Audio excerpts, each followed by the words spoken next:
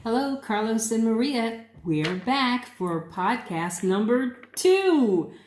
Hi. Yay! So, on our last podcast, we had a question asked of us about how Germany is doing compared to the USA. And we really don't feel like we are capable on assessing something like that. We don't have the qualifications, first of all, to tell you how what different things we're doing compared to the USA, because we're not in the USA and we aren't doing different things because we don't know exactly all of the things that they're doing in other countries. We definitely just don't want to compare because that is just not fair to anybody, to our American friends or to the German people here. It's not about who is better or who's doing what to top somebody. It is, we are just one people, one nation, so to say. We're the nation of the world, and we want just to be able to share what different people are doing so that we can do the same things. And true. I mean, the thing is that Germany is an older country and their mentality is different. Something that we can comment on is what they are doing here in Germany to try and keep the mortality rate low. Right now, we're rated 5th in the world. And we have 138,000 cases infected, of people infected, and our death rate is a little over 4,000. And I mean, one death may be too much for a family, but it's a pretty low level. We have a population of over 83 million. So it's not a huge population, but it's a good size. And so, I mean, it cannot be compared to the population of the US. You have like 300,000 or 300 million people. Okay, a population of 83 million people cannot be compared to the population of the US, but those numbers are high for us. So 140,000 infected people is a large number in comparison to the population. Yeah. Something that I have noticed here, and I noticed this when we first came here, is that the mentality of the German people are different. They are a society that went through 2 world wars on their own soil. And so they learned how to ration food early on. They learned how to package their food and store their food, so they didn't need refrigeration. And they still do those things today. You can go into the store. In fact, we went into the store today and we could buy dried meat like salami, and we could buy milk that is not refrigerated, and you can store that. And they always have a good selection of canned foods. So they have prepared themselves over centuries to handle crises like this. So you don't actually see a lot of panic in this area. I haven't seen any reports on the news about panics or protests. Have you seen anything like that? There have been a couple of protests, but they have been very little things, like, for example, the bishop was complaining that why are they prohibiting mass gathering? And in reality, the politicians came out and said, no, we're not prohibiting anything, but we just want to make sure that this doesn't spread and you should collaborate. You know, that's very interesting that you brought that up because I found out today that one of the reasons why they didn't want to have large gatherings at churches was not because they didn't want people to come together. It's because the virus is spread when you cough or you sneeze, but it's also spread when you're singing and when you're talking, saying the prayers and things like that. It's easily spread that way. And so they are still encouraging the online viewing of masses, but they are just trying to focus on a lot of ways to keep the spread of the virus down. And now they are talking about opening up certain things. Yeah, it's gonna happen on Monday. They're opening certain business up. Also, the school is going back, but only the people that are graduating this year.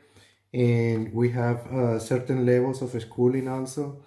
Those levels that are graduating are going back, but they are required to stay certain measurements.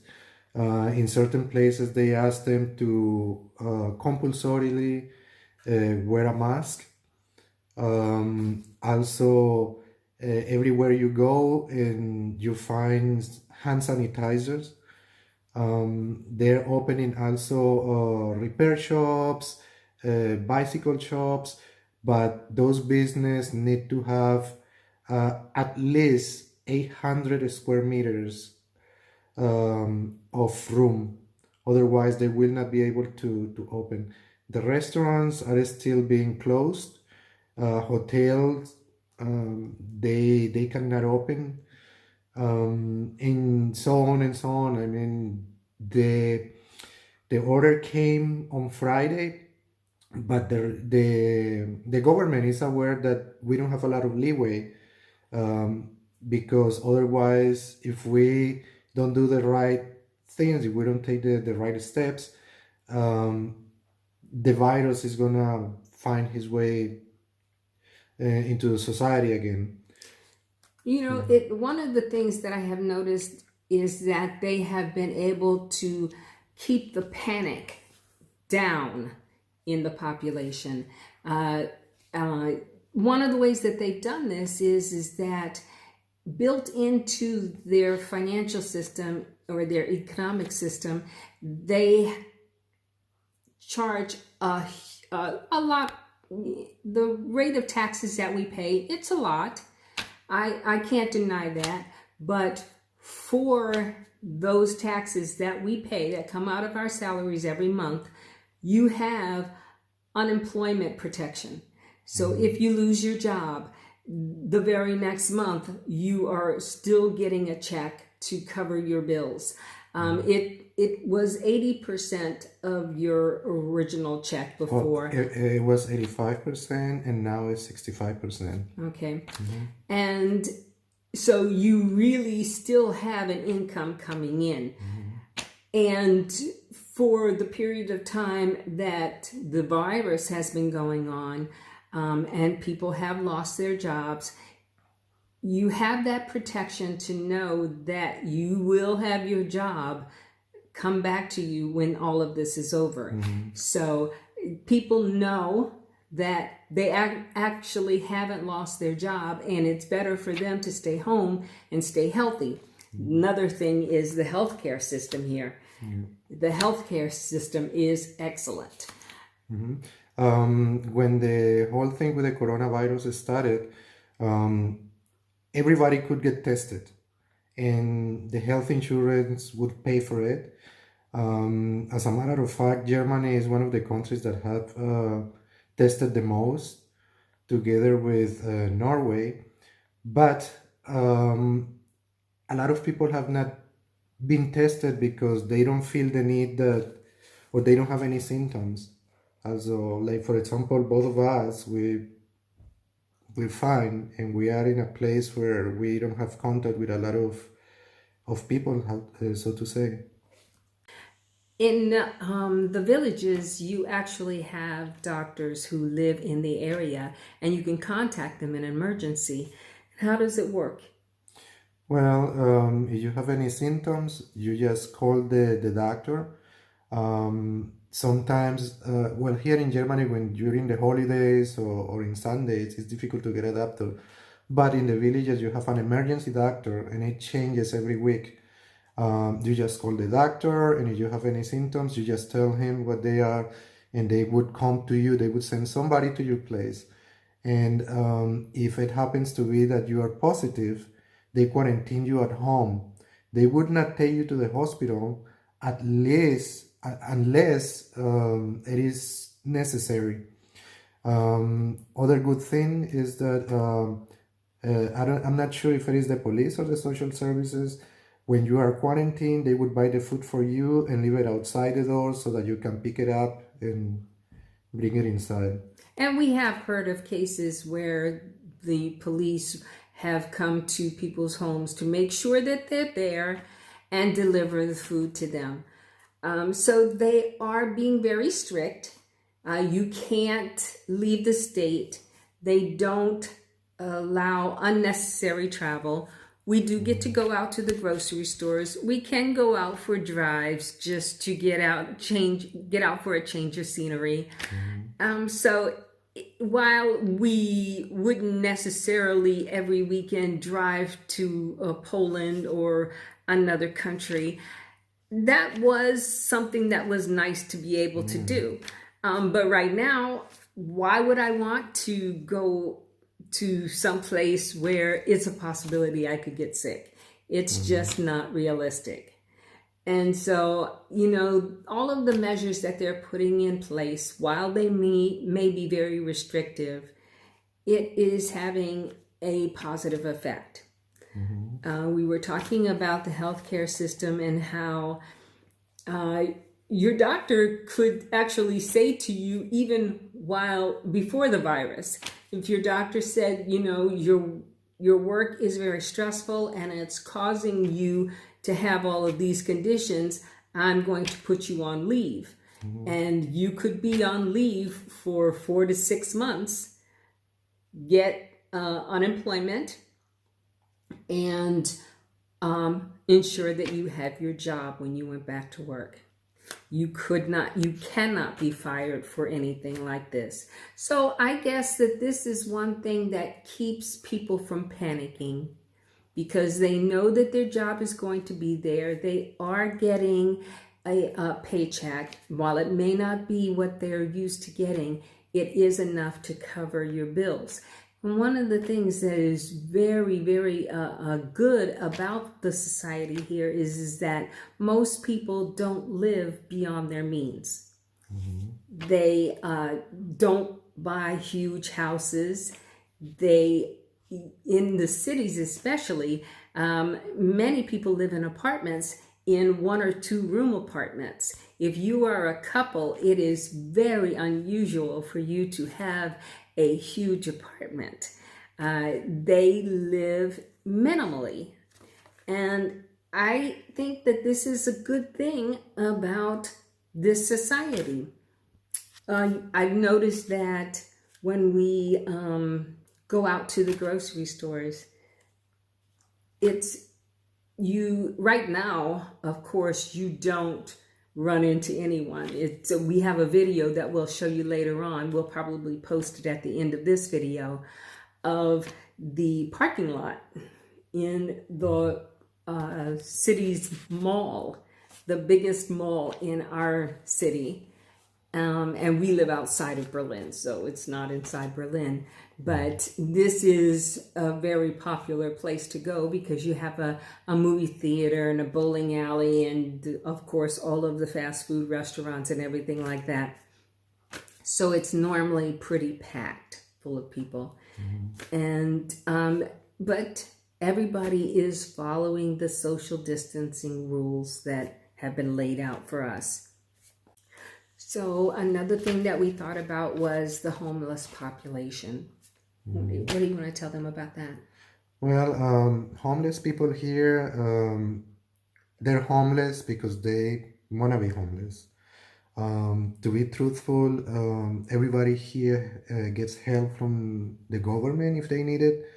But certain people really they have their bad habits, and they take that money and they don't pay for the rent, or they don't go to the place that is taking care of them.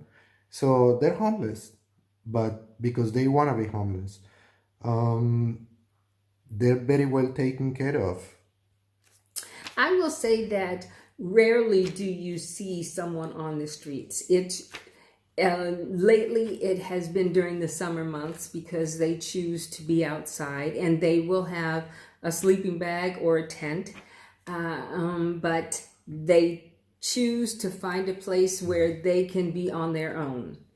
And they are part of the homeless population, but like Carlos says, the government does provide them with a place to sleep, provide them with meals, so they don't have to be out on the street.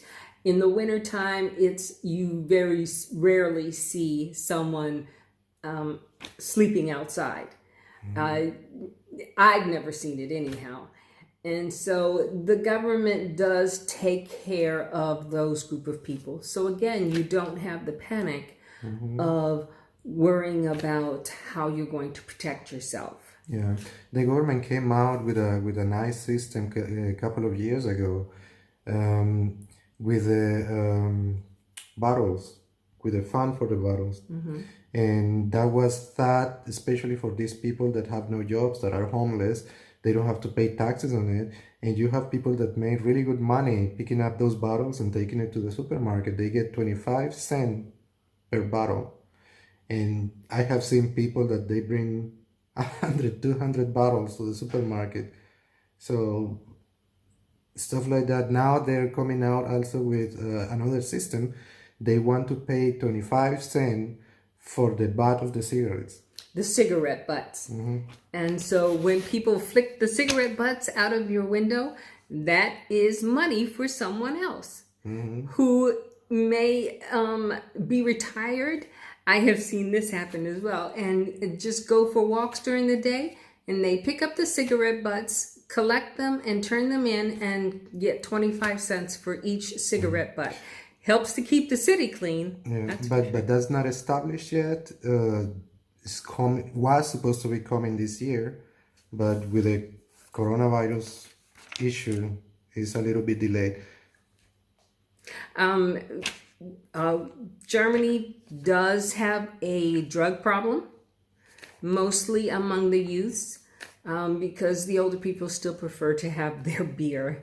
And so, but they are treated as if they have a sickness. And I have seen cases where young people will overdose on heroin or something like that. And immediately the ambulance will take them to the hospital, treat them, put them in programs to try and help them get over their habit. But I mean, like every other country, we have our problems. But this is a society I see that they teach their young people the things that they grew up with, how to minimalize, how to only buy the things that you need, the things that you're going to use. You don't have a lot of unuseful things around you. And so I find that to be a smart thing. It is smart. One of the things that I got used when I was in the States was not to carry any money with me. And some of my German friends, they laugh at me because every time that we go someplace, I pay with either my bank card or my credit card. And they just look at me like I am crazy because they all have money in the pockets. So German people are people that they never pay anything with credit. They pay with whatever they have, and if they don't have it, they don't buy it.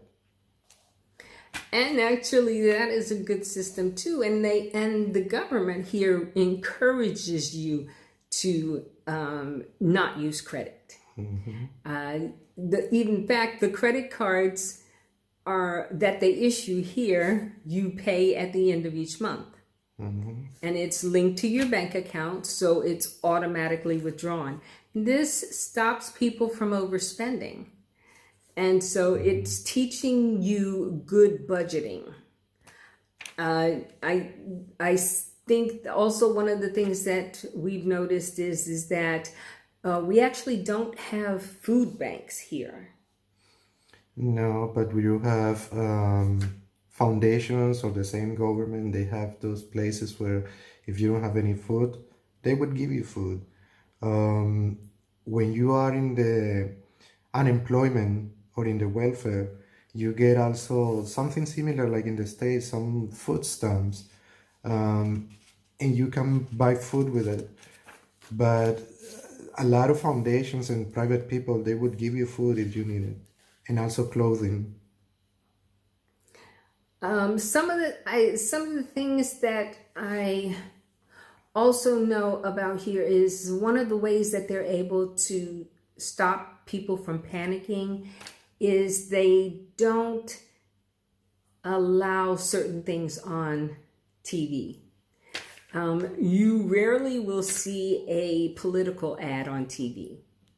The campaigning process here is a very short period. And one of the things that's really good is that voting here is mandatory. If you are a German citizen, you must vote. And if you don't vote, then you're fined. You might get fined. Some people might get to go to jail if they don't. But also the process is a little bit different.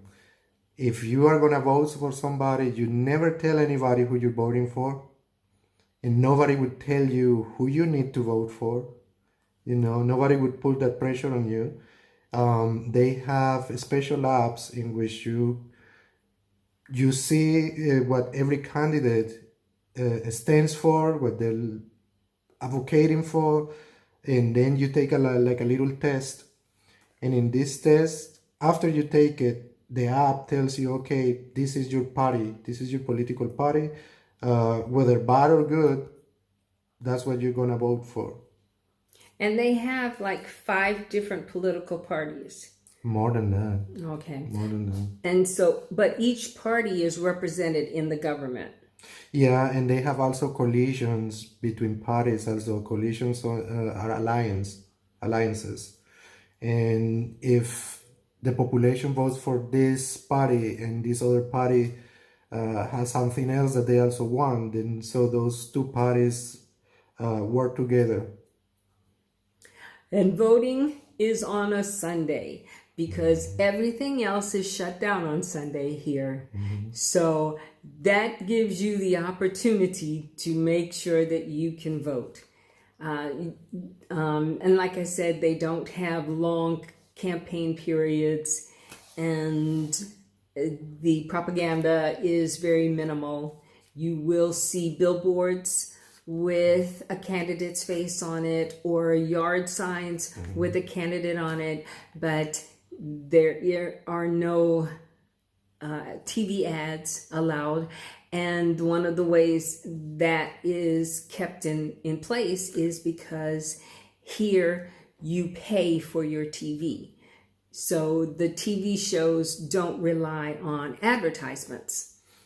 And they don't rely on sponsorship. Exactly. No, what happened here was that in the war, Hitler wanted to control the television channels, and he wanted to say whatever he wanted to say in the channels. So now there is a system that everybody, when you have a TV at home, you pay, it's like a tax. And we pay, I believe it's 40 euros every 2 or 3 months. I'm not sure anymore. It just come out of the account. But that means that in case that something happens, something in the country, a crisis or something, the government cannot tell the television channels what to say, cannot tell them, oh, I need you to televise this, because the channels are private and we all pay for this freedom. I was watching a YouTube video about South Korea because I wanted to see what information was actually coming out about the virus there. And I saw that they had been able to keep their numbers down really low. And of course, we all know that one of the things that is helping them to do that is that they're testing a lot of people.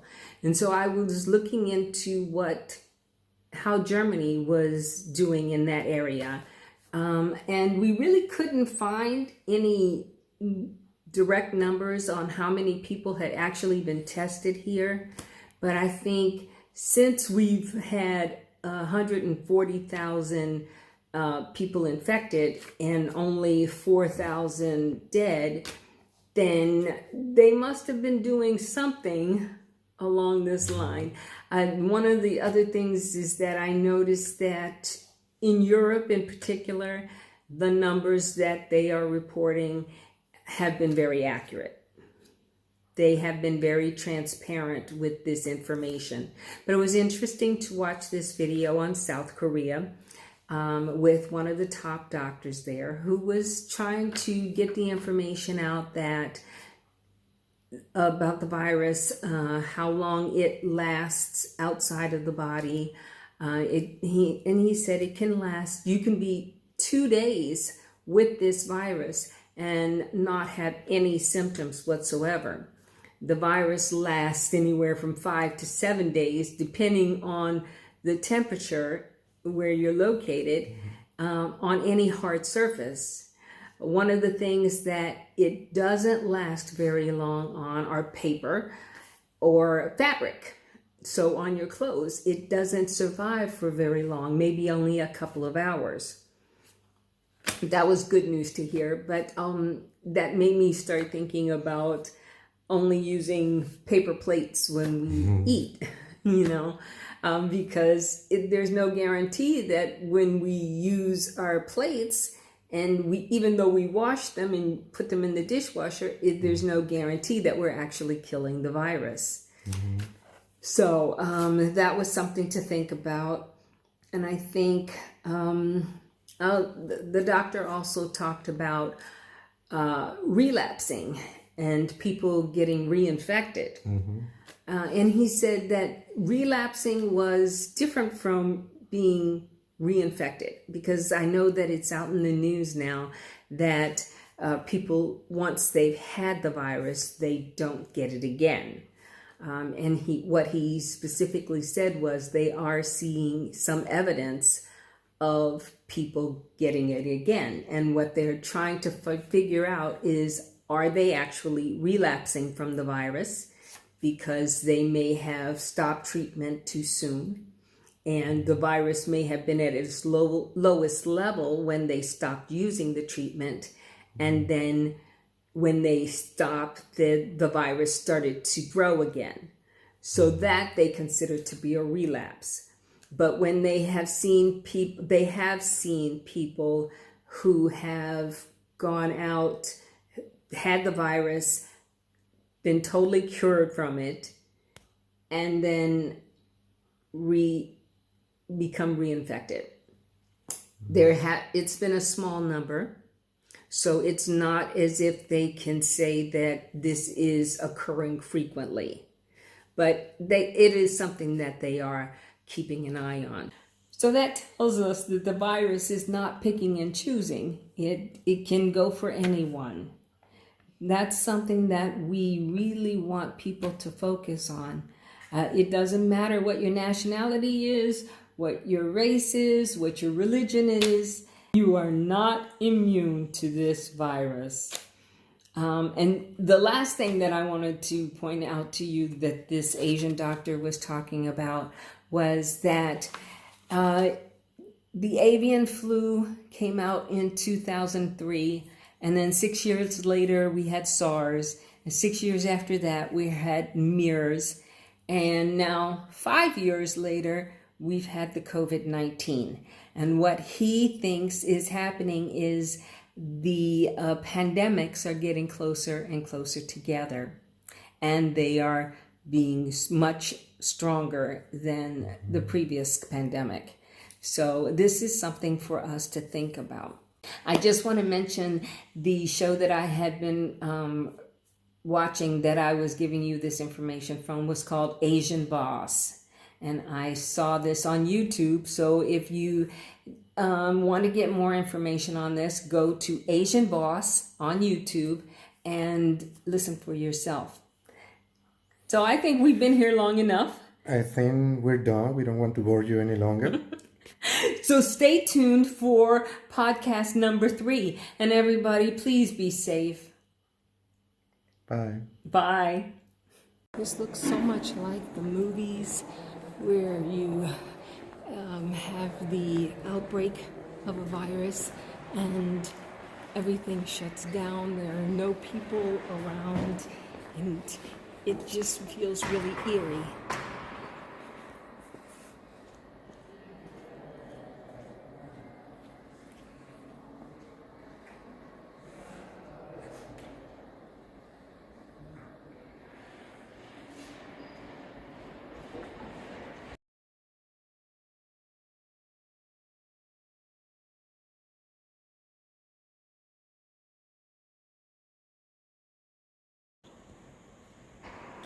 I just have to say, this is a real weird feeling coming out of the supermarket and being the only one walking into the mall and out of the mall.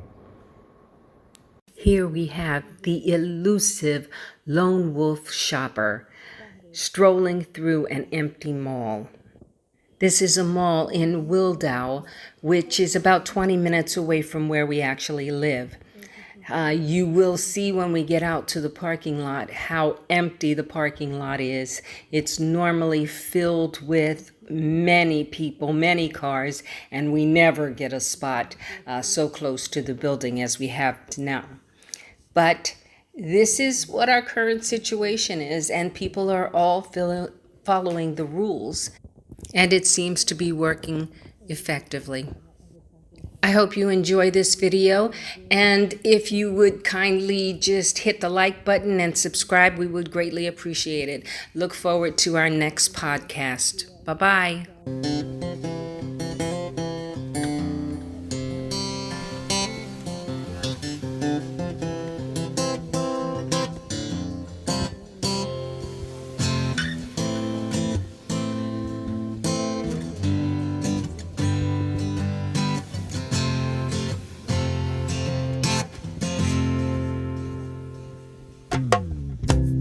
She never thought that she could be everything she ever dreamed.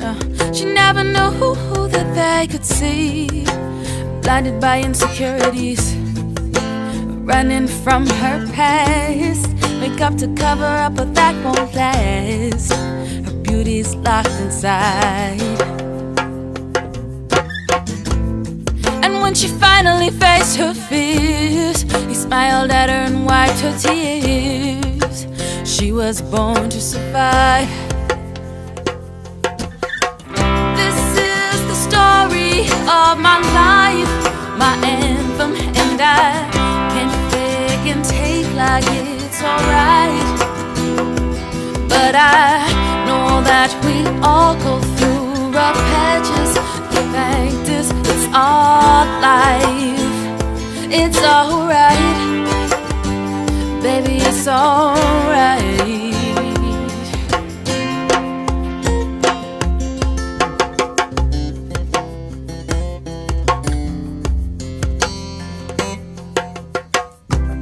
His father was never around, and his mother only put him down.